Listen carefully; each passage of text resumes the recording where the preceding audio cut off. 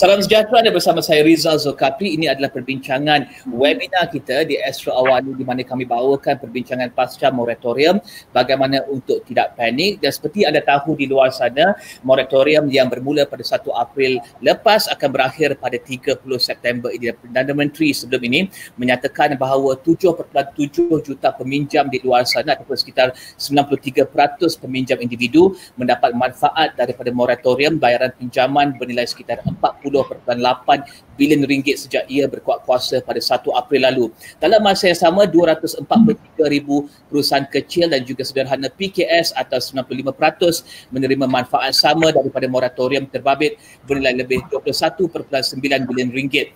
Moratorium yang akan tamat pada 30 September ini akan digantikan dengan moratorium yang bersasar untuk mereka yang hilang pekerjaan atau gaji mereka dikurangkan, di mana bayaran ansuran mereka akan dikurangkan berdasarkan pengurangan gaji ataupun pendapatan. Jadi kita ingin melihat di sini bagaimanakah anda sebagai pengguna, anda sebagai PKS dapat bersedia untuk tempoh apabila tamatnya moratorium yang akan berakhir pada 30 September ini.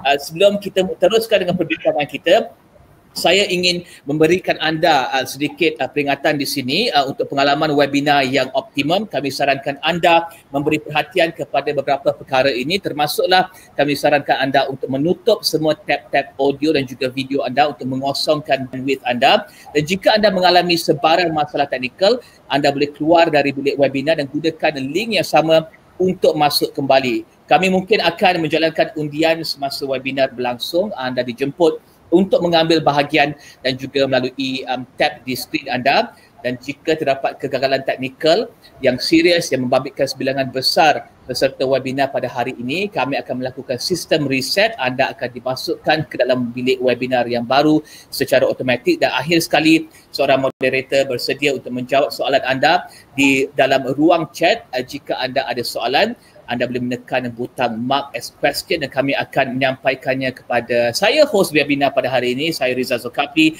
dan saya akan bacakan soalan anda dan juga dapatkan jawapan daripada ahli panel kita pada hari ini pada sekitar 20 minit terakhir. Saya ingin memperkenalkan secara ringkasnya ahli panel kita pada hari ini untuk memberikan anda gambaran tentang bagaimanakah perbincangan ini akan diadakan dan juga apakah skop perbincangan ini dan juga bagaimanakah kita melihat kepada tempoh moratorium selepas moratorium ini dan juga bagaimana anda sebagai seorang pengguna boleh merancang kewangan anda. Kita ada Nur Fazlin Zakaria, pengurus besar bahagian operasi AKPK. Hai Fazlin. Hai. Hai Fazlin. Ya. Seterusnya kita ada Farizan, Puan Farizan Kamaluddin, pengurus kanan Jabatan Pengurusan Strategi KWSP. Puan Farizan juga ada di sini. Puan Farizan, hai. Hello. Ya, hai.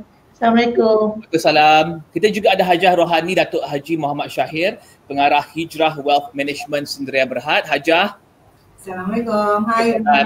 Hajah. Dan seterusnya kita ada Haizat Rizal Aziz, Ketua Pegawai Kewangan Kumpulan SME Bank. Hai Haizat. Haizat, mungkin Haizat belum onkan mikrofon ataupun sudah Haizat? Mungkin boleh periksa? Hello, sorry, ya. Okey, terima kasih Haizat. Dan untuk kita mulakan soalan pertama kita pada hari ini, saya ingin tanyakan kepada Fazlin ya. Fazlin berkata pada Julai lepas kepada pengguna di luar sana, jangan tunggu hingga saat-saat akhir. Sekalipun pembayaran balik pinjaman hanya akan bersambung semula pada Oktober. Fazlin juga menambah bahawa merancang awal bermakna pengguna di luar sana harus melihat kedudukan kewangan mereka sama ada mereka mampu bayar balik pinjaman mereka apabila tempoh moratorium pada 30 September ini tamat. Berbaki sekitar 2 bulan lagi Fazlin untuk tempoh moratorium ini. Perancangan yang bagaimanakah yang pengguna di luar sana boleh lakukan pada ketika ini? Okey, baik. Assalamualaikum. Salam sejahtera semua. Selamat pagi. Pertama sekali saya nak mengucapkan terima kasih kepada Astro kerana sudi menjemput kita untuk sesi webinar ini. Berbalik kepada moratorium topik kita pada hari ini, kita masih ada baki 2 bulan sebelum moratorium akan expire 30 bulan September ini. Jadi pada pandangan kami, kita perlu membuat persediaan awal. Persediaan awal di sini kita katakan daripada segi mental dan juga emosi kita lah. Di mana dari segi mental kita dah tahu dah yang ini akan berakhir bulan September, ansuran bulanan akan bermula pada bulan Oktober dan kita kena set minda kita untuk menyemak balik kedudukan kewangan kita untuk memastikan kita boleh membuat pembayaran tersebut lah. Lepas tu pula dari segi emosi, masa kita tengok kita dapat announcement moratorium tersebut, memang telah dikatakan bahawa ianya adalah untuk tempoh 6 bulan sahaja. Jadi kita tak bolehlah rasa emosional sangat sebab kita memang dah diberitahu terlebih awal. Di sini masa KP hari tu dalam bulan 4 atau bulan 5, KPK ada menyediakan satu kajian di mana kita tanya orang ramai adakah mereka mengambil moratorium atau tidak. Dan kita mendapati lebih kurang 88% mengambil moratorium tersebut. Dan bila kita tanya apakah sebab mereka mengambil moratorium, ada yang kata untuk menambahkan dana kecemasan. Tetapi ada juga yang segelintir dalam 4-5% yang tidak ada perancangan langsung, dia ambil je moratorium tersebut. Jadi di sini kita kan saya cakap tadi kita kena buat dengan awal. So contohlah ya, kita ni sekarang dah bulan 8 dan kita punya ansuran bulanan tu mungkin 2,000 sebulan yang kita dah ada pilihan aliran tunai daripada bulan 4 hari. Bulan 4, bulan 5, bulan 6, bulan 7. So apa yang kita dah buat dengan 2,000 sebulan yang berjumlah sekarang ni dah 8,000 sebulan. So maknanya dari segi mental kita kena tengok balik. Apakah kita menambahkan dana pendapat kecemasan kita ataupun kita dah guna duit tu untuk membayar balik hutang-hutang kita ataupun kita guna untuk benda-benda yang tidak bermanfaat untuk kita. Jadi persediaan tu kita kena, mungkin kita boleh recollect balik, buat recollection apa yang kita dah buat perbelanjaan tersebut. Lepas tu pula masih ada bulan 8, bulan 9 bagi mereka yang bergaji dan ada pendapatan. Persediaan sekarang ni perlu di mana kita dah tahu bulan 10 kena bayar. Kita tengok adjust balik. This is the time kita boleh adjust balik kedudukan kewangan kita. Make sure kita allocate bila kita dapat gaji bulan 8, bulan 9 nanti kita allocate enough money untuk bayar yang bulan 10 nanti bila dia due kan. Okey, Fazlin kata begitu, tapi bagaimana pula dengan Hajar? Hajar adalah seorang perancang kewangan. Hajar, kita perlu melihat sama ada perlu perubahan kepada perancangan kewangan untuk tempoh tidak menentu pada ketika ini. Fazlin kata tempoh 2 bulan terakhir ini harus dilihat untuk menyemak semula kedudukan kewangan kita dan juga mungkin memberi sedikit bajet kepada apa yang akan berlaku pada pendapatan lebihan kita pada 2 bulan terakhir ini. Tapi adakah Hajar melihat dengan mungkin jangkaan peningkatan kes COVID, perlukah pengguna rancang dengan sedikit ketat lagi untuk tempoh 2 bulan terakhir ini sebelum tempoh moratorium tamat pada 30 September ini, Hajar? Ya, bisa. Kalau kita tengok memang saya suka lihat dari perspektif mereka yang mungkin gaji dipotong, diberhentikan kerja ya, atau ada yang saya difahamkan diberi cuti tanpa gaji. So kelompok ini agak terkesan Rizal dengan dari segi menangani aliran wang tunai mereka. So mau tak mau ya, kami dah bincang juga di Hijrah ni, merasa memang kena ada satu paksaan. Paksaan bagi diri mereka untuk membuat sesuatu yang agak drastik. Sebab situasi ini memang insya-Allah akan berpanjangan dan kalau mereka tidak ubah aliran wang tunai, takutnya memang akan dapat situasi yang lebih membangunkan. So, pertama yang aliran wang tunai ada 2 perkara je kan, kita ada aliran wang masuk dan aliran wang keluar. So kalau mungkin terkesan ni aliran wang masuk mereka akan terkesan. That's why dari perspektif moratorium tu Masya Allah merupakan satu nikmat untuk mereka ya, sebab mereka tidak perlu membayar hutang bulanan sebab mereka dah ada gaji. Kalau kelompok ini memang itu paksa mereka ambil mereka memang tidak ada option lain selain dari ambil moratorium itu dan mengguna pakai wang yang sepatutnya digunakan untuk bayar hutang. So bagi kelompok inilah yang paling terkesan dan saya sarankan pada mereka sebab ada sekarang ruang untuk mereka memanjangkan moratorium bulan lagi. Saya sempatlah melihat laman beberapa bank dan beberapa pun memuat turun dan buat mereka. Okay. Siapa yang terkesan ni, please pergi to your bank sebab ada bank dia akan SMS kita atau text kita, tapi ada bank dia nak kita apply online dan tulis dokumen sokongan untuk memberi mereka justify kenapa kita nak panjangkan lagi kita punya tempoh moratorium. Tapi Hajah, mereka juga akan mula membayar sedikit demi sedikit kerana ada pengurangan diberikan kepada jumlah bayaran ansuran kepada peminjam yang diberhentikan kerja dan juga dikurangkan gaji mereka. Jadi adakah Hajah lihat mereka mungkin boleh mula menyimpan pada ketika ini ataupun mereka bagaimana Hajah melihat konondrama tersebut? Ya, kami tengah membayangkan diri kita dalam dalam issues ya. Bagaimana mereka nak simpan bila gaji dah tak ada. So nak tak nak ya, dia punya wang keluar yang biasa-biasa dia orang melaksanakan tu, dia harus memotongkan. I mean kalau biasa kita makan banyak ni dengan wang sekian, kita harus kurangkan. So itu saja ruang mereka ada ya. So kita pilihannya kita duduk semeja satu keluarga kata okey abah dari pentingkan kerja, wang yang kita ambil moratorium inilah kita akan cuba maksimalkan penggunaannya. Ada tak ruang untuk berjimat, ada tak ruang, malah memang mungkin ada cadangan kalau kita biasa pasang kipas setiap bilik tu, kita semua duduk satu ruang pasang satu kipas. Drastic as it sounds tapi kena ada tindakan yang luar biasa untuk dapat result yang paling maksimum untuk keluarga lah. Okey, terima kasih Hajah. Kita terus ke Puan Farizan daripada KWSP, Pengurus Kanan dan juga Pengurus Kanan Jabatan Pengurusan Strategik KWSP, Puan Farizan Kamaluddin. Puan, kita tahu ada program Air Lestari bagi meringankan beban kewangan di kala wabak COVID-19. Ahli kumpulan KWSP boleh mengeluarkan wang sebanyak RM500 setiap bulan dari akaun 2 bermula dari April 2020 ke Mac 2021 dan jumlah ini sekitar RM6,000 jika dikumpulkan RM500 sebulan dan sekitar ketika ini ia telah memberikan manfaat kepada 4.5 juta pemohon dengan jumlah pengeluaran sebanyak RM5.71 bilion.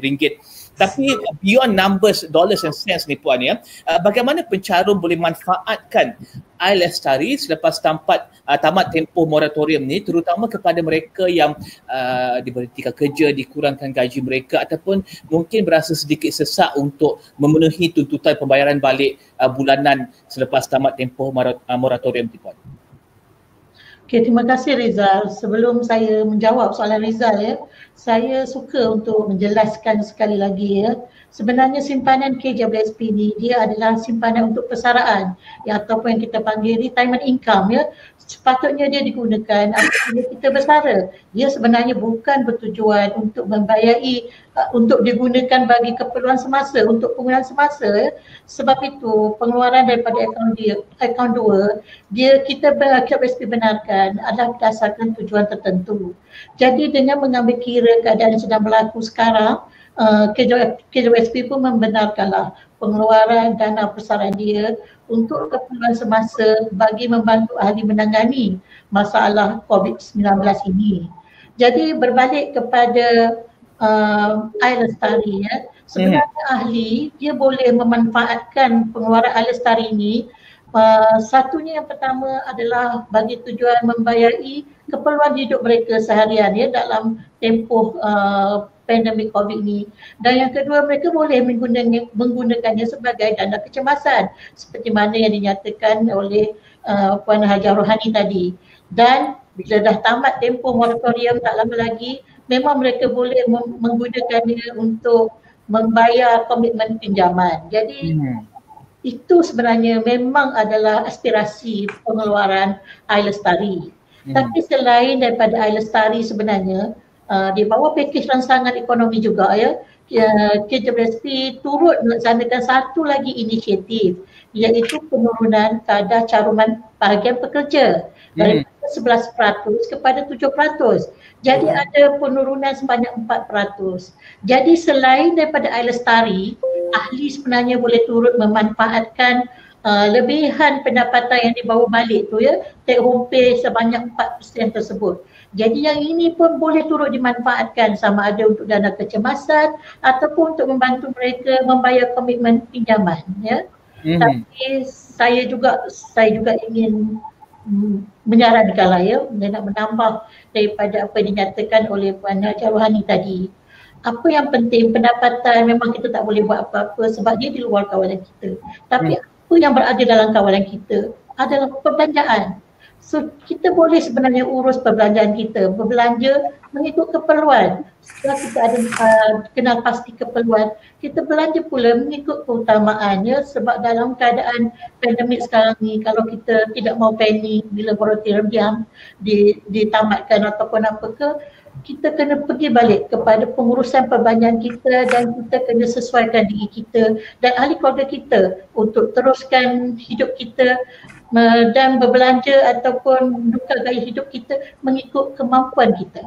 Okey, kita akan kembali kepada isu bentar saja lagi. Saya rasa itu adalah point fokus ataupun fokus point kita yang bagus untuk kita teruskan perbincangan tersebut. Jika kita dibuang pekerja, dikurangkan pendapatan, Hajah katakan bahawa perubahan drastik harus dilakukan.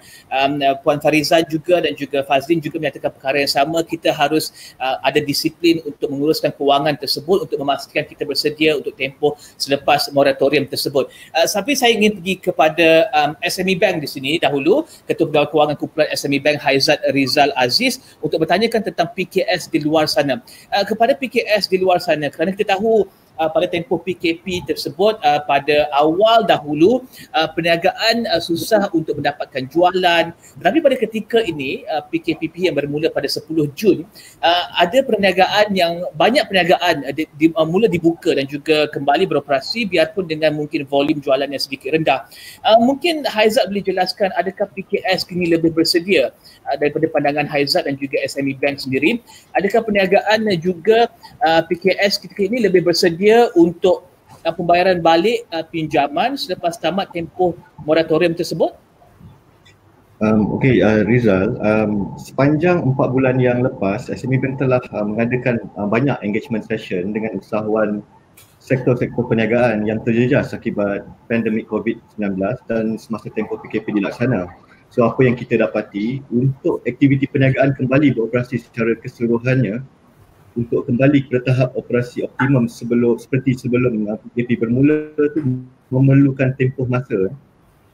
Kita juga berpandukan kepada hasil kajian persatuan-persatuan perniagaan dan juga kaji selidik yang dilakukan oleh agensi kerajaan, membuat beberapa rumusan seperti kesediaan untuk membeli kembali kepada pembayaran balik pinjaman pasca moratorium bergantung kepada sektor-sektor ekonomi tertentu.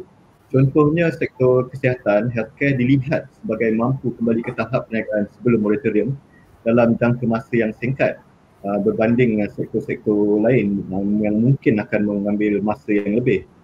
Kebergantungan kepada polisi dan program kerajaan juga mencorakkan tempoh masa untuk usahawan kembali ke tahap operasi optimum. Contohnya macam penutupan sempadan masih menyukarkan pemulihan sektor pelancongan yang bergantung kepada pelancong luar negara, import export misalnya, the supplies and our export to other countries. Pelaksanaan pelan jana semula ekonomi negara penjana termasuk program SME Go yang dikendalikan oleh SME bakal memanfaatkan kontraktor PKS. Basically PKS mesti berani berubah, be more agile. Ini adalah peluang untuk revisit balik the business model. Okey, tetapi mungkin Haizat juga boleh kongsikan apakah antara keluhan semasa PKS pada ketika ini, tempoh PKPP ini, melihat kepada kedudukan kewangan mereka. Adakah PKS yang sudah mula berjumpa dengan SME Bank, sudah mula mengadakan perbincangan dengan banker mereka untuk menyatakan kedudukan kewangan mereka dan sama ada mereka mampu untuk membayar kembali pinjaman mereka selepas tamat tempoh moratorium tersebut? Rata-ratanya usahawan mungkin menghadapi 3 senario lah. Yang ada satu, yang pertama dia berhenti operasi, cease operation terus. Kedua, perniagaan masih berjalan tapi hasil jualan dia menurun menyebabkan modal kerja tu berkurangan. Yang ketiga, hasil jualan meningkat naik pun ada tapi dan masih mampu untuk menjana aliran tunai yang stabil. So saya dibagi pihak SME Bank menasihatkan supaya mereka datang awal dan bincang sekarang. So don't wait until last minute. It's I think PKS perlu meyakinkan bank bahawa business model mampu kekal berdaya maju. Perlu juga meyakinkan pihak bank bahawa plan dan strategi perniagaan terkini mampu menjana aliran tunai yang cukup untuk membayar pinjaman yang bakal di struktur semula. Mereka mestilah berkongsi isu dan masalah operasi perniagaan secara telus dengan pihak bank serta merencanakan tindakan susulan untuk mengatasi isu dan masalah tersebut. Okey, Haikal, kita akan kembali bersama dengan Haizat, kita akan kembali bersama dengan Haizat sebentar saja lagi. Rakan tugas saya bernama dengan Haikal, saya membaca mesej di sini. Haizat, kita akan kembali bersama dengan Haizat sebentar saja lagi. Saya tanya soalan kan yang diutarakan oleh penonton di luar sana. Mereka ingin tahu bagaimana bayaran bulanan boleh dikurangkan bagi peminjam individu contohnya. Kita akan bincangkan perkara tersebut daripada kacamata sebuah bank. Adakah ini dapat dilakukan? Mungkin boleh dilakukan. Apakah persediaan yang mereka boleh lakukan? Haikal kata sediakan dokumen, jumpa banker secepat mungkin untuk bincang perkara tersebut. Tapi saya ingin kembali kepada Puan Farizan daripada KWSP. Kami ada soalan daripada Muhammad bin Ismail. Saya tahu masih terlalu awal untuk bertanyakan soalan ini. Tetapi saya tahu ramai di luar sana yang ada soalan dan juga pandangan yang sama. Dan saya akan tanya soalan yang sama kepada Fazli dan juga Hajah juga sebentar saja lagi. Iaitu Muhammad bin Ismail ingin tahu mengenai saya bacakan soalan ini mengenai bayaran bulanan minta dikurangkan semasa PKP. Dan saya kira ada soalan sebelum itu lagi yang diutarakan oleh salah seorang daripada penonton kita. Saya akan cuba dapatkan di sini soalan tersebut. Soalan daripada seorang penonton kita iaitu Hasnan. Hasnan, masalahnya kepada kami yang dibuang kerja, just to inform out there, kalau KWSP hak kami, bolehkah kami keluarkan bagus untuk survive bukan untuk lifestyle, kata Hasnan di luar sana. Adakah ini satu soalan yang adakah ini satu concern dan juga keinginan yang mungkin KWSP boleh lihat jika mereka yang dibuang kerja? Adakah bantuan lebih, jumlah lebih akan ditingkatkan dan bagaimana KWSP melihat kepada masalah Hasnan ini? Okey, saya menjawab dulu ya untuk soalan Cik Muhammad Ismail. Ya. Mengenai bayaran bulanan ya. Sebenarnya memang kita menggalakkan ahli kita membuat penilaian semula mengenai pengeluaran air lestari mereka dari semasa ke semasa. Sebab kalau kita lihat tempoh pengeluaran air lestari adalah selama 12 bulan daripada April hingga Mac 2021. Sebenarnya kalau kita tengok inisiatif lain di bawah inisiatif bawah Prihatin, Laksana ataupun Penjana, dia antara 3 bulan, 4 bulan dan dia bersambung selepas itu kan. Tetapi kita terus perkenalkan 12 bulan.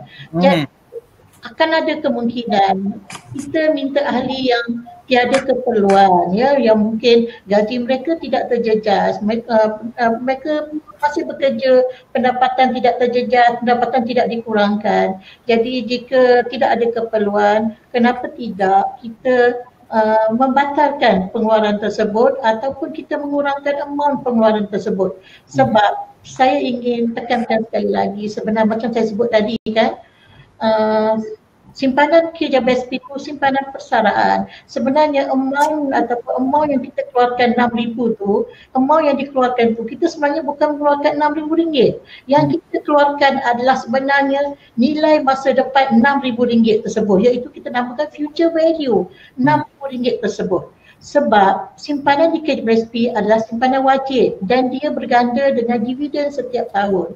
Dia memanfaatkan gandaan dividen. Jika tidak dikeluarkan, RM6,000 tersebut sebenarnya dalam tempoh 10 tahun dia menjadi RM10,000. Dalam tempoh 20 tahun dia berganda kepada RM18,000 ke RM20,000 bergantung kepada dividen yang kita isytiharkan. Jadi yang dikeluarkan bukan RM6,000, yang kita keluarkan sebenarnya RM18,000, RM20,000 nilai masa depan dia. Sebab tapi Puan Farizah, mungkin saya boleh mencelah di sini Puan Farizah. Menurut kata Hasnan, masalahnya adalah mereka dibuang kerja pada hari ini dan pada ketika ini, dan bulan-bulan mereka harus melihat kepada pendapatan mereka. Jadi kata Hasnan adalah KWSP adalah hak mereka. Adakah ini boleh dikeluarkan untuk survive melangkaui RM6,000 untuk tempoh 12 bulan tersebut? Okey Rizal, tadi saya baru menjawab Encik Muhammad Ismail kenapa yang kita kata kita kena nilai semula. Okey, sekarang saya nak pergi kepada soalan daripada Encik Hasnan. Sebenarnya Encik Hasnan, kami memang amat prihatin dan kami faham keadaan yang sedang berlaku ini tapi dalam keadaan semasa kita kena pergi balik kepada mandat skim KWSP itu sendiri. Apa objektif penubuhan dia itu sendiri dia memang untuk simpanan persaraan. Jadi disebabkan tersebutlah maka kita perkenalkan akaun 1 dan akaun 2. Maksudnya bukanlah 100% kita khususkan untuk persaraan. Kita benarkan 30% lagi itu untuk pengeluaran yang dibuat sebelum persaraan untuk membantu ahli kita menghadapi keadaan-keadaan yang macam inilah untuk dia bersara dengan selesa, dia mempunyai tempat tinggal, dia ada pendidikan yang baik Jadi dalam keadaan yang berlaku sekarang, kita perlu mengimbangi antara keperluan semasa dengan objektif asal ataupun keperluan masa depan ahli KJBSP itu sendiri. Sebab dalam inisiatif ataupun dalam menangani masalah COVID-19, kita perlu melihat secara menyeluruh inisiatif yang dilakukan oleh kerajaan. Dia ada banyak inisiatif lain selain daripada KJBSP. KJBSP ini adalah sebahagian daripada inisiatif-inisiatif yang menyeluruh yang dilaksanakan oleh kerajaan. Jadi sebab itu kita ambil inisiatif mengurangkan kadar caruman, kita kena memendamkan air lestari untuk tempoh yang terhad sebab kita cuba untuk membantu ahli sebaik yang mungkin. Okey, Fazlin, kita ke dengan Fazlin untuk hajah pula. Saya tertarik pada soalan Hasnan sebentar tadi. Bagi mereka yang diberhentikan kerja pada ketika ini, mereka harus melihat kepada bagaimana hujung bulan ini, hujung bulan depan dan juga apabila tamatnya tempoh moratorium pada 30 September ini, perancangan kewangan yang bagaimanakah? Tadi Puan Hajah ada menyatakan bahawa mereka harus duduk bersama satu keluarga untuk membincangkan apa yang mereka harus potong secara bersama. Tetapi Fazlin, boleh Fazlin tambah kepada jawapan tersebut, perancangan kewangan yang bagaimanakah dan juga di manakah peluang mereka untuk berunding dengan institusi kewangan mengenai penjadualan ataupun penstrukturan semula pembayaran balik pinjaman mereka. Adakah ini ada peluang ini untuk mereka di luar sana, Fazlin? Okey, terima kasih. Bank Negara Malaysia dia ada mengeluarkan satu siaran akhbar minggu lepas pengumuman Yang Amat Berhormat Perdana Menteri. Ia mengatakan bahawa institusi perbankan bersedia memberi flexibility. So bagi mereka, I think pertama sekali ialah bagi mereka yang hilang punca pendapatan, dibuang kerja dan sebagainya, mereka boleh berbincang dengan bank mereka untuk mendapatkan extension of moratorium. Tetapi di sini approach is currently is going to be targeted assistance. Macam memberikan flexibility itu kepada kumpulan yang bersasar sahaja, kepada mereka yang terkesan dengan COVID-19 ni. Jadi dia bukan, kita compare dengan current punya moratorium is automatic, semua orang dapat kan. Tapi yang ke depan ni adalah untuk mereka yang terkesan sahaja, is called targeted assistance, di mana kalau kita hilang pekerjaan macam tadi Encik Hasnan kata tak ada punca pendapatan, dia perlu pergi kepada bank dan state dia punya kes, berbincang. Tunjuk bukti bahawa dia telah diberhentikan kerja, memang dia tak ada savings dan dia punya tak ada monthly pencarian dalam KWSP dan sebagainya, membuktikan bahawa dia dah telah diberhentikan kerja. Dan sebab oleh itu bank akan memberi flexibility untuk mungkin moratorium ataupun mungkin membayar interest sahaja atau ansuran yang lebih rendah. Itu dah ada satu announcement daripada Bank Negara pada minggu lepas. Dan di sini bila saya cakap tadi awal-awal mengenai persediaan awal, ini adalah salah satu persediaan awal yang orang ramai boleh buat, iaitu pergi berbincang dengan bank. Berbincang dengan bank untuk mendapat balik maklumat mengenai pinjaman-pinjaman mereka dari segi ansuran bulanan yang nak kena bayar, kadar yang baru yang akan dikenakan dan juga charge-charge lain. Jadi kalaulah mereka tu ada situasi seperti Encik Hasnan tadi, mereka boleh state dia punya case dan tengok macam mana. Okay.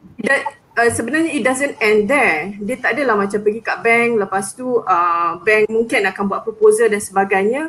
Mereka boleh berbincang, tapi sebab saya daripada AKPK, so kami di AKPK juga sedia membantu dan mendengar masalah-masalah orang ramai. Dan paling ringkas, adakah ini akan beri kesan kepada status sikris peminjam yang mungkin ingin melihat kepada merundingkan semula pembayaran bulanan mereka? Bagaimanakah ini akan berikan kesan pada status sikris mereka? Untuk jadualan dan persetujuan semula pinjaman secara terus daripada bank tadi yang saya cakap, di mana Bank Negara membuat announcement itu, sikris tidak akan terjejas. Itu telah diberitahu, tetapi sebagaimana orang ramai tahu, kalau masuk program AKPK memang tidak akan ada tagging sikris mengatakan mereka telah memasuki program AKPK. Ya. Jadi mereka boleh, pilihan pertama adalah pergi ke bank dahulu, kemudian jika mungkin berdepan kesukaran lagi, pergi pilihan kedua iaitu pergi ke AKPK. Yes. Tapi pergi ke AKPK untuk berborak-borak pasal kedudukan kewangan mereka, adakah ini boleh dilakukan? Ya, memang kami mengalu-ngalukan orang ramai yang terjejas dengan pendapatan ataupun mereka yang rasa dia orang punya cash flow dah macam perlu diberi perhatian lah kan. Datang ke AKPK untuk berbincang dengan kaunselor kami lah. Sebenarnya kami sekarang ni buat telefon counselling. Kita akan tengok balik aliran tunai, apa yang perlu adjust, kita akan recommend lah kepada pelanggan tersebut. Jadi kami memang mengalu-ngalukan orang ramai untuk berbincang dengan AKPK. Jadi jumpa tak akan tag sikris lagi untuk yang jumpa untuk berborak dulu tak akan. Kalau berjumpa tak ada. Okey, saya rasa pengguna di luar sana ingin tahu adakah perkara itu akan tag sikris ataupun tidak. Hajah, kembali pada apa yang Hajah katakan tadi tu, iaitu satu keluarga harus duduk bersama. Hajah banyak memberikan kaunseling dan juga bimbingan kewangan kepada ahli keluarga, kepada individu, keluarga muda semua. Adakah ini mudah untuk dilakukan Hajah untuk memastikan ahli keluarga dapat be on the same page untuk kita bergerak ke hadapan bagi mereka yang dibuang pekerjaan, dikurangkan gaji mereka? Bagaimana Hajah cadangkan mereka lakukan perkara ini? Okey, terima kasih Rizal. Sebab kami ni perancang ataupun di keuangan Islam. So memang kalau for Muslims, kita memang kena singkap Al-Quran, dan actually one verse in the Quran daripada surah Al-Baqarah ayat 155, memang Allah dah berfirman dan kita semua akan diuji dengan ketakutan, kelaparan dan kekurangan harta. Itu yang paling solid lah kalau itu dibawakan sebagai tadabbur keluarga maka masa isu tadi Fazlin cerita pasal kita kena ada emosi stabil dari segi rasional kita sebelum kita boleh laksanakan sesuatu.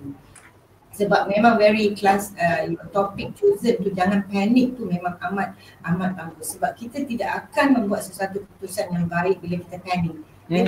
Dan kita just nak, what's in it for me, how do I do this. Tak tahu Rizal pernah baca tak buku Who Moved My Cheese? Yeah. Oh, ada saya pernah nampak tapi tak.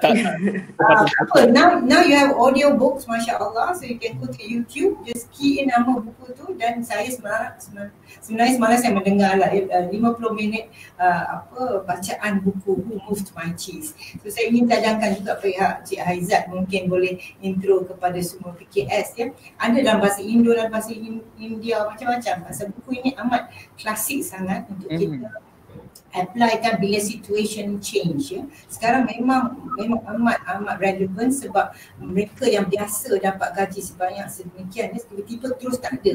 Jadi kalau you ambil falsafah one of the character dalam buku itu, How kalau tak silap saya, dia ada 2 tikus dan 2 lelaki kecil. So satu tikus ni dipanggilnya Scuffy, tu Sniffy. Sniffy ni memang dia boleh bawa tapi tak betul dia laksanakan. Sekali tu dia memang laju je nak membuat sesuatu. Tetapi lelaki kecil ni yang klasik sangat kita punya perwatakan. Seorang yang memang suka situasi tak berubah. I just like this, I tak nak change. Yang seorang tu memang adapt to change. So saya rasa sekarang masa yang sesuai untuk kita intro balik cara motivasi begini, dan kalau kita dapat mengamalkan cara perubahan dan ambil juga iktibar daripada ayat-ayat Quran ya.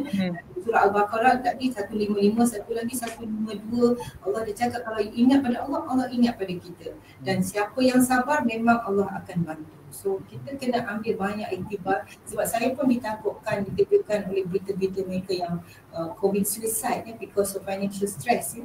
Kita harus mendatangkan satu ketenangan kepada rakyat ya, dan media massa main peranan penting ya, untuk kita sampaikan mesej supaya rakyat di luar sana jangan terlalu panik, dan ingat tidak ada lagi ruang untuk dia memberi solution kepada keluarga.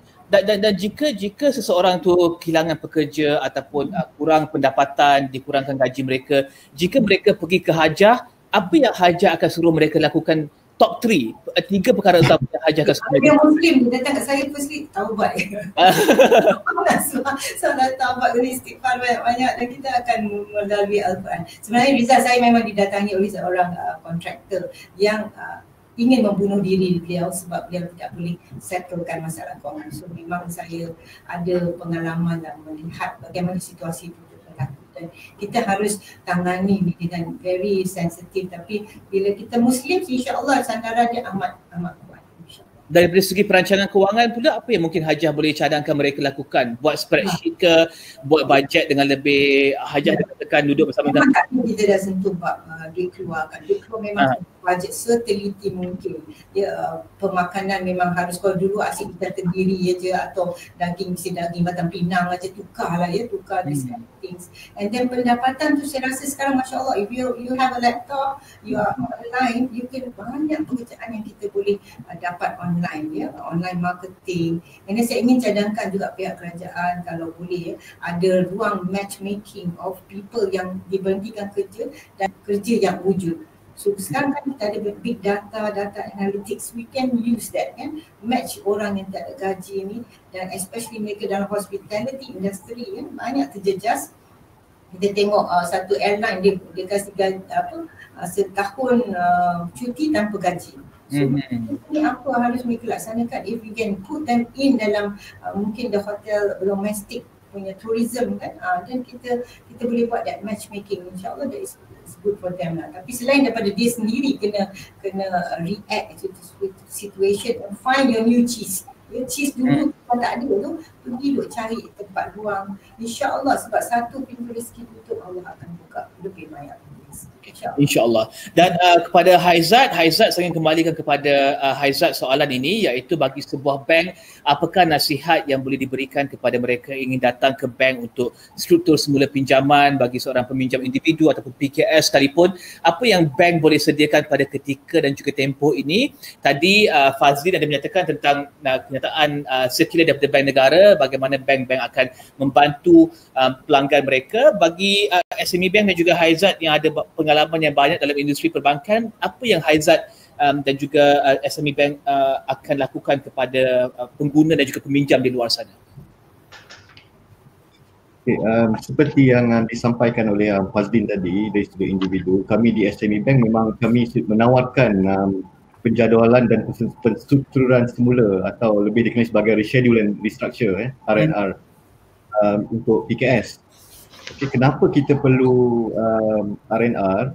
Sebab kita memang nak bantu PKS untuk yang sedang menghadapi kesukaran pada saat ini, dan juga untuk mengelakkan mereka daripada ada report buruk atau aging on dia orang punya account.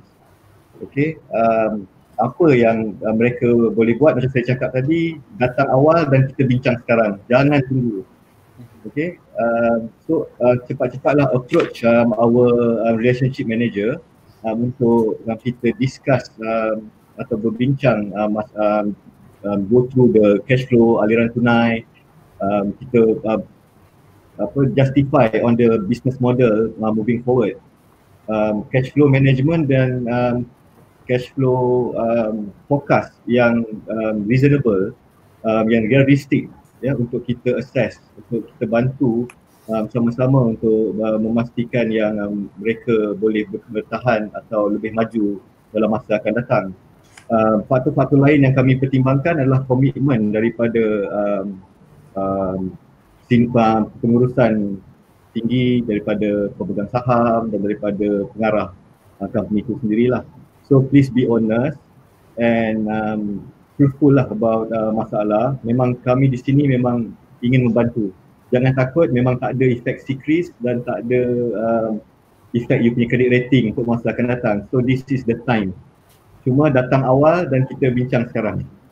Dan saya tahu tentunya Haizat ada berbincang dengan CFO ataupun CEO lain perbankan, ada minum kopi, minum teh bersama mereka. Apakah kerisauan mereka kepada bergerak ke hadapan selepas tempoh 30 September ini? Adakah mereka risau pengguna peminjam akan mungkin berdepan kesukaran untuk membayar pinjaman mereka? Itu semestinya lah. Kita sebagai bank pun adalah organisasi perniagaan memang akan terkesan bila customer atau klien kita menghadapi kesukaran. Dia akan menjejaskan sedikitlah kita punya profitability and kita punya capital lah. Dari sudut cash flow, insyaAllah bank, because kita the business is we borrow and we lend money. Tapi lebih penting we have to tackle the problem to at the source. Kita perlu memastikan klien dan customer kita ada jalan keluar lah. Basically memang kita nak bantu yang dengan support daripada bank negara, daripada kerajaan. Kita rasa R&R ni penjadualan semula dan penjadulan semula account adalah yang terbaik buat setakat ni lah. Okey, saya akan tanyakan soalan daripada Muhammad Firdaus, M. Firdaus di sini ya.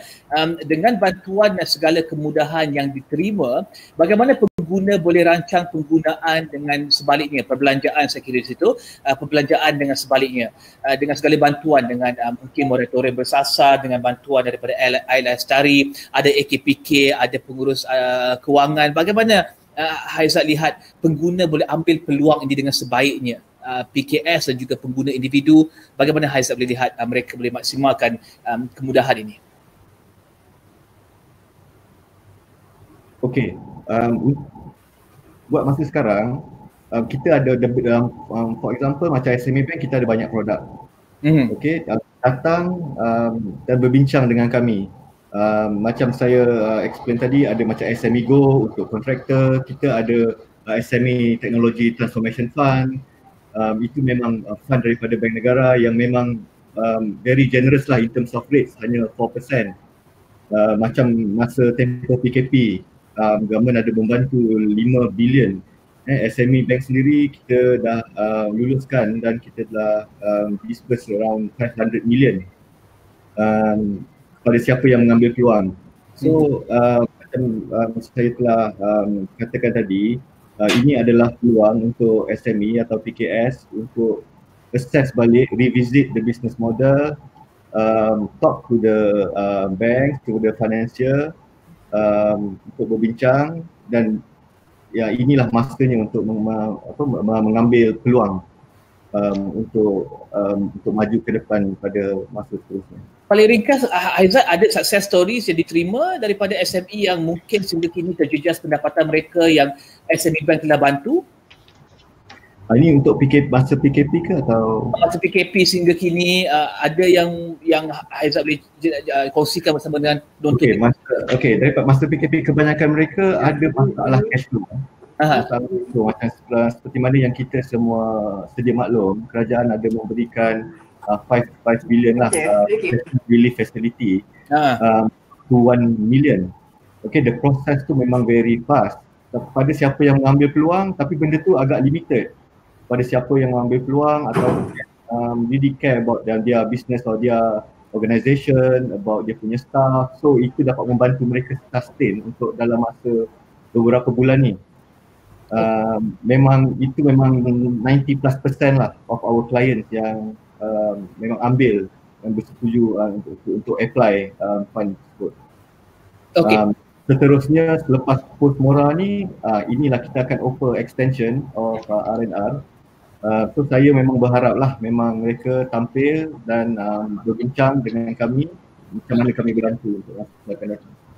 Okey, saya ada banyak soalan berkenaan untuk SME Bank, tapi saya akan berikan kepada ahli panel lain dahulu. Mungkin kita juga boleh melihat pada soalan ini, soalan daripada Afruz ya.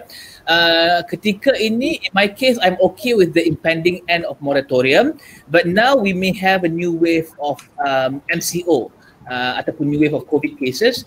Should I reserve the cash I have saved during the moratorium just in case the situation gets worse, or is it safe for me to invest the money to grow my business, or saya rasa untuk pengguna di luar sana mungkin to spend ataupun untuk melabur duit ini? Mungkin Hajah boleh lihat pada soalan tersebut, sama ada duit yang disimpan pada tempoh moratorium ini boleh dilaburkan untuk perniagaan ataupun untuk individu melabur dalam produk-produk pelaburan di luar sana. Hajah?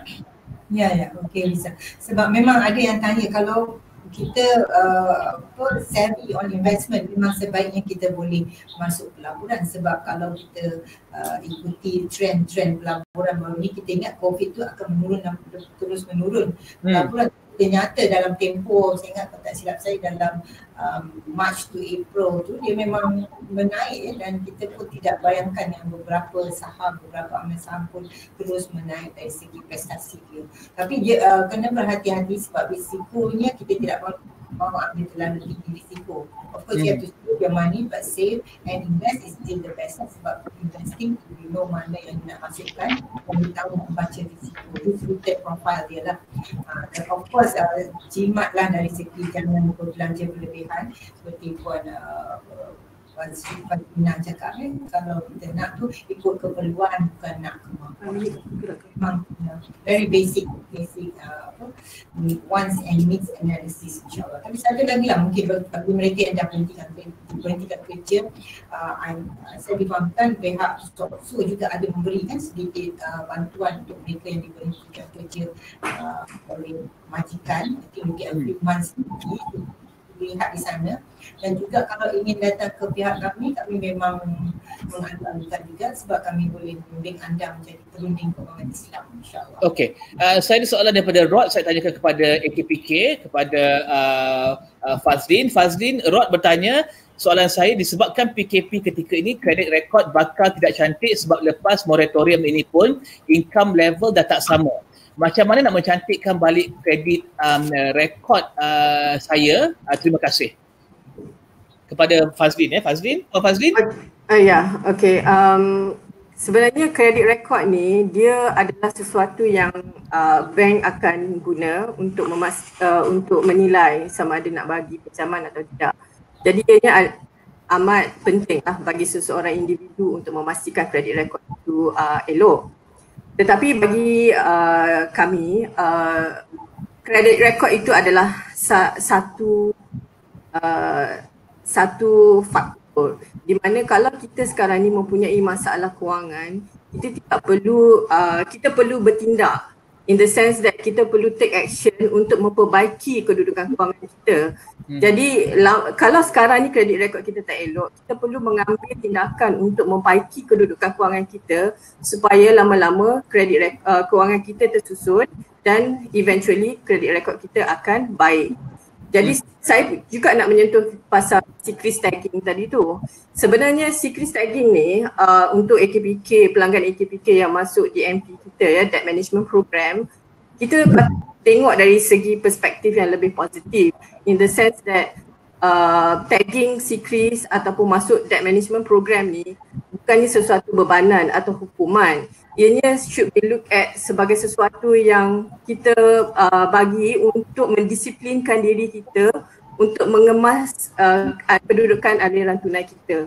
Oleh itu saya rasa macam katalah kita punya secret exposure kita pun dah tinggi kan. Kalau kita keluar untuk mendapat pinjaman pun mungkin kita tak dapat. Jadi apa yang penting, the first perspective is kita betulkan kedudukan kewangan kita dan dari situ kita boleh membaiki credit record kita dan juga in this case decrease kita supaya kita take action lah, kita own it. Ya. Okey, dan terakhir sekali Fazlin ya, sebelum kita publik kepada semua orang dan juga untuk menyatakan pendapat dan juga pandangan mereka tentang bagaimana pengguna PKS siapa di luar sana dan juga boleh melihat kepada pelbagai agensi dan juga pelbagai perkhidmatan yang diberikan. Saya tanya Fazlin ya, jika mereka berada dalam Debt Management Program DMP ketika ini, sudah ada Debt Management Program, adakah mereka boleh menstruktur lagi semula bayaran mereka yang terkesan dengan pandemik COVID-19? Katakan mereka diberhentikan kerja ataupun mendapat gaji yang kurang, adakah mereka boleh menstruktur kembali program Debt Management mereka secara ringkas, Fazlin?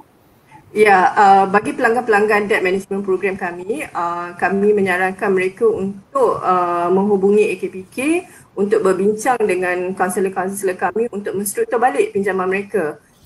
Kami ada menyediakan beberapa flexibility dari segi pembayaran balik di mana AKPK akan berbincang dengan pihak bank bagi peminjam-peminjam tersebut. Bagi pelanggan Debt Management Program kami lah. Ya. Okey, Puan Farizan, saya ingin mulakan rangkuman ini dengan Puan Farizan. Saya tahu sejak belakangan ini ada peminjam wang atau pihak tak bertanggungjawab juga mensasarkan pencarum KWSP untuk jadikan simpanan mereka sebagai cagaran untuk pinjaman peribadi. Apa nasihat KWSP ketika ini untuk pastikan mengelak pencarum jadi mangsa penipuan ini, terutama ketika tempoh tamat moratorium di mana mungkin ada orang akan panik pada ketika itu dan juga just say yes to anything yang orang tawarkan. Mungkin secara ringkas dan juga Puan boleh rangkumkan perkhidmatan yang diberikan KWSP lagi untuk membantu mereka selepas tempoh moratorium ini. Okey. Memang sebenarnya kita tahu ya, memang ada sebilangan sana yang mengambil kesempatan kepada apa yang berlaku pada masa ini ya. Jadi KWSP ingin mengingatkan ahli lah ya. Simpanan tu simpanan persaraan. Jadi kita dah nak hampir. Jadi jangan kita terjebak dengan janji-janji pelaburan yang memberi pulangan yang tinggi dalam tempoh yang singkat, mengambil pinjaman peribadi dengan mencagarkan simpanan KWSP ataupun membuat pengeluaran menggunakan pihak ketiga yang mengambil komisen. Jadi perkara-perkara ini sebenarnya ini salah ya, kita jangan terjebak. Apa yang kita perlu ingat, ahli perlu ingat, kita dah mengumpul simpanan KWSP ini selama berpuluh-puluh tahun. Ya, manfaat gandaan dividen tu dah banyak. Jadi kalau berlaku kerugian ataupun hilang, kita dah tak ada masa, dah tidak sempat lagi dah untuk mengumpul balik simpanan sebanyak itu untuk kita tanggung persaraan kita nanti. Kita jangan biarkan diri kita miskin di hari tua kita ya. Dan kepada saya juga ingin menyarankan kepada usahawan-usahawan PKS yang menghadapi masalah untuk membayar caruman. Dan datang ke mana-mana pejabat KWSP kita yang terdekat, berjumpa dengan pegawai KWSP, dapatkan nasihat dan buat perundingan. Bagi ahli-ahli yang lain pula, mereka sebenarnya boleh dapatkan nasihat persaraan ya, nasihat keuangan daripada pegawai penasihat kita di pejabat-pejabat KWSP di bandar-bandar utama ya. Jadi nasihat keuangan itu adalah percuma. Jadi semua benda tu ada diberikan oleh KWSP. Cuma tampil ke depan, jangan diam, terus dapatkan pandangan dan nasihat yang ada. Okey, Haizat pula bagaimana nasihat kepada PKS, SME di luar sana, perniagaan di luar sana yang Haizat kata datang ke SME Bank, boleh bincang, boleh rundingkan secepat mana perkara tersebut boleh berlaku dan juga secepat mana mereka boleh lihat kesannya dan juga apa yang SME boleh tawarkan lagi beyond dollars and cents. Adakah hand holding untuk SME ini ataupun bagaimana? Okay, there are two parts. Satu, kepada our existing clients yang ada facility dengan bank ni, memang you have to come fast lah. Memang kita bincang untuk persetujuan dan penjadualan semula pembayaran. At the same time, kita ada subsidiary of SME Bank, it's called SEDA, Center of Entrepreneur Research and Development, yang mana kita ada offer banyak training program, kita ada offer advisory, khidmat nasihat perniagaan. So engage us. Kita di sini memang sedia membantu. Harap mereka mengambil peluang dan bergerak pantas lah. Okey, bergerak pantas itu adalah mesej utama daripada SME Bank. Yes. Okey, bergerak pantas. Dan perlu ambil peluang. Dan perlu ambil peluang ya.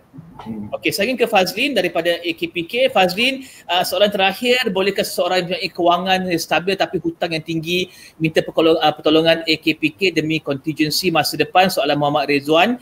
Dan Fazlin boleh rangkumkan apakah yang AKPK boleh berikan lagi kepada mereka di luar sana ketika tempoh tamat moratorium ini, terutama kepada mereka yang kehilangan pekerjaan, kepada mereka yang pendapatan mereka dikurangkan dan mereka yang takut untuk ke AKPK atas segala stigma yang wujud daripada apa yang berlaku pada rakan-rakan mereka ataupun orang yang mereka kenali. Bagaimana Fazli melihat pada perkara ini? Pertama sekali untuk mereka yang soalan tadi kan, yang over indebted dan exposure data lebih tinggi tu, memang disarankan untuk berjumpa dengan AKPK, di mana AKPK ada debt management program. Kita akan tengok dia punya kedudukan aliran tunai, berbincang dengan pelanggan tadi bagaimana kita boleh buat satu plan pembayaran balik kepada bank-bank lah. Di sini kita akan berunding dengan bank untuk membuat proposal mengikut affordability customer tadi kan. So itu adalah program yang kami ada di AKPK dan berbalik kepada stigma mengenai program debt management program kami, kebiasaannya stigmanya ialah sebab siklis kena tag lah, tapi macam saya terangkan tadi, kita perlu tengok benda ni dari segi sudut yang positif di mana kita nak membetulkan dia punya aliran tunai. So kalau macam soalan tadi mengatakan dia dah overexpose, kalau dia pergi bank pun kalau siklis dia dah banyak sangat hutang pun mungkin dia tak dapat pinjaman yang baru. Jadi kita tak memaksa ya, di AKPK kita tak memaksa, kita bagi option kepada orang ramai untuk tengok apa yang paling sesuai untuk dia. Jadi saya rasa stigma itu adalah sesuatu yang kita kena tengok dari segi sudut yang lebih positif. Lepas tu pula untuk in conclusion lah untuk hari ini, bagi pihak AKPK memang kami membuat komunikasi kepada orang ramai supaya they move forward and act early, bertindak sekarang lah ya. Tapi yang awal-awal tadi saya cakap persediaan awal dan sebagainya, di mana kita perlu seek help. Kalau kita rasa kita terkesan dengan COVID, bank negara pun dah cakap, bank-bank pun dah cakap dia orang ada R&R, boleh buat rescheduling, boleh buat restructuring dan sebagainya. Dan kalau dia rasa macam masih tak boleh nak berjumpa dengan bank di sebab-sebab yang tertentu, mungkin proposal bank terlampau tinggi dan sebagainya, mereka boleh juga berbincang dengan AKPK. Dan AKPK boleh bantu mereka untuk halakan mereka kepada agensi-agensi yang berkaitan dan juga facilities yang ada untuk mereka lihat. InsyaAllah kami boleh, di mana kami di AKPK, kami ada satu network jaringan sosial di mana kalau kita katalah seseorang itu hilang pekerjaan, kami boleh menyalurkan dia kepada Jobs Malaysia ataupun kepada Perkeso dan sebagainya, ataupun Giat Mara. Ada satu jaringan network yang AKPK telah establish dengan a few agencies yang boleh menolong mereka untuk mendapatkan training ataupun menambahkan pendapatan mereka. Okey, dan terakhir sekali adalah Hajar. Hajar, saya tahu ramai agensi dan juga banyak agensi telah menyatakan bahawa mereka boleh membantu Mereka ingin orang yang terkesan ini ataupun pengguna peminjam yang terkesan ini untuk pastikan bahawa mereka datang dengan pantas. Ada pelbagai bantuan dan juga kemudahan yang diberikan. Nasihat hajah kepada mereka yang terkesan di luar sana, mungkin sudah ada mula sikit-sikit bibit panik tersebut. Apakah yang mereka harus lakukan, ambil peluang ni bagaimana, dan juga bagaimanakah peranan perancang kewangan ketika tempoh sukar ini bagi mereka yang kehilangan pekerja dan juga mereka yang kekurangan pendapatan apabila tamat tempoh moratorium 30 September ini.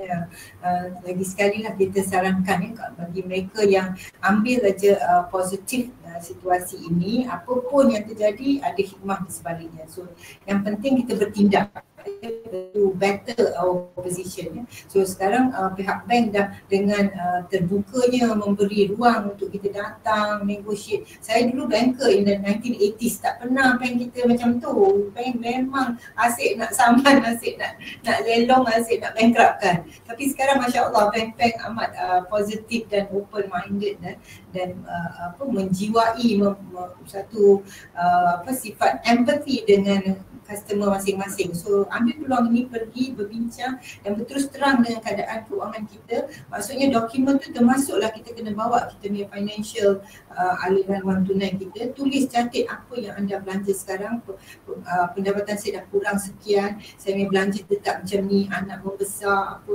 cerita setelus-telusnya dengan pihak bank. Of course, jangan tak terus terang ya, jangan membohongi diri anda dan bank. Berterus terang dan share your real financial situation, insyaAllah akan dapat di restructure kembali. Dan of course pendapatan kenalah usaha lebih sikit ya, pergi cari kerja di luar sana, insyaAllah ada ruang. Jangan of course, jangan kita duduk aja expect benda tu berubah, expect benda tu datang kepada kita. Kita kena ubah diri kita, baru insyaAllah kita akan dapat rezeki di luar sana, insyaAllah.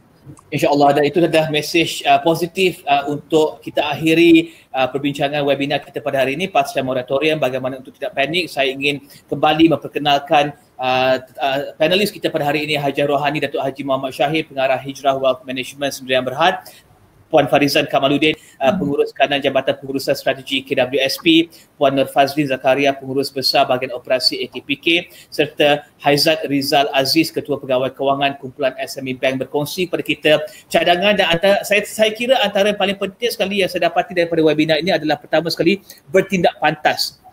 Kedua, jangan malu, jangan rasa takut untuk bertemu dengan pegawai pengurus bank, untuk bertemu dengan AKPK, untuk bertemu dengan pengurus kewangan, untuk membincangkan situasi kedudukan kewangan sebagai sebuah PKS, sebagai seorang peminjam individu, untuk melihat kepada bagaimanakah kedudukan kewangan anda selepas tempoh moratorium, terutama bagi individu yang kehilangan pekerjaan dan juga pendapatan mereka dikurangkan.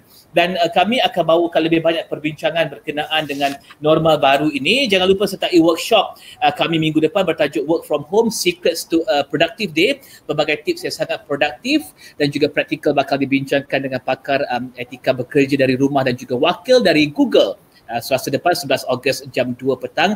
Register di link.astroawalni.com. Dan ini saja perbincangan kita untuk hari ini. Teruskan perbincangan ini, teruskan anda melihat kepada peluang di luar sana untuk menstruktur semula dan juga merancang kewangan anda apabila berakhirnya moratorium pada 30 September ini. Saya Rizal Zulkafli, salam hormat dan juga semoga maju jaya.